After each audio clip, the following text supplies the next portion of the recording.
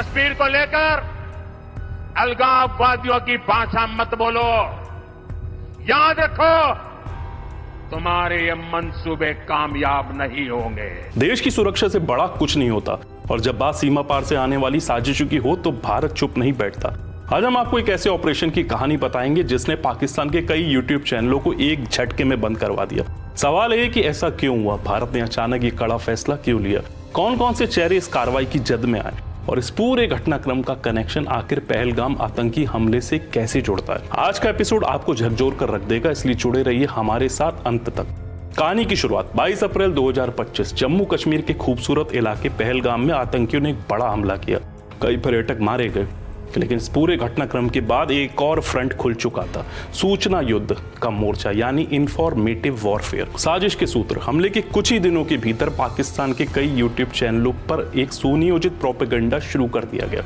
भारत के खिलाफ झूठी खबरें, भ्रामक सूचनाएं, सेना के मनोबल को गिराने वाली बातें, फर्जी वीडियोस की बाढ़, भारतीय नागरिकों को गुमराह करने की कोशिशें तेज हो गई। लेकिन भारत सरकार, जो अब रिएक्टिव नहीं बल्कि प्रोएक्टिव मोड में है, इस साजिश को तुरंत भाग गई। भारत का पलटवार, सूत्रों के मुताबिक सरकार ने एक उच्च स्तरीय बैठक बुलाई थी।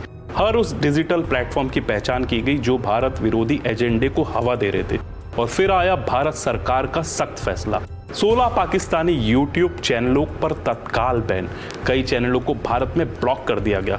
इस कार्रवाई से पाकिस्तान को बड़ा झटका लगा, क्योंकि इस बार भारत ने सीधे जड़ पर वार किया था, प्रोपेगेंडा मशीनरी पर। कौन कौन चैनल्स हुए बैन?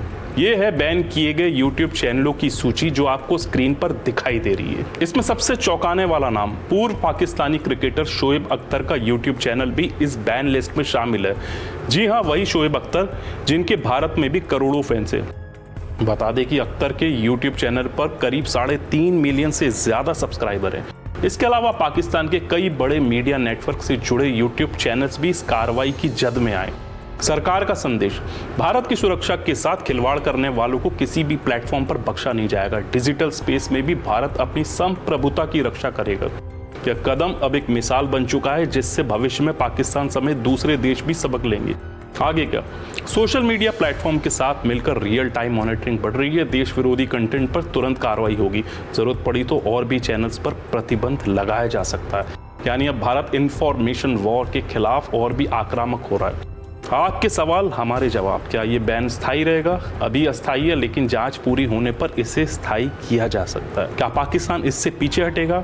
इतिहास गवाह है कि पाकिस्तान बार बार ऐसी साजिशें करता रहा है, लेकिन भारत अब हर मोर्चे पर तैयार है। पहलगाम में चली गोलियों की आवाजें सिर्फ घाटी में नहीं गूंज रही थी, वे चेतावनी थी उन साजिशकर्ताओं के लिए जो भारत की अखंडता को चुनौती देना चाहते हैं। भारत अब हर मोर्चे पर डटा है, मैदान में भी और मीडिया में भी। यही नया भारत है, जो ना झुकता है न रुकता है, बस जीतना जानता है। तो जुड़े रहिए, क्योंकि ये लड़ाई सिर्फ सरहद पर नहीं, अब वर्चुअली भी लड़ी जा रही है। जय हिंद।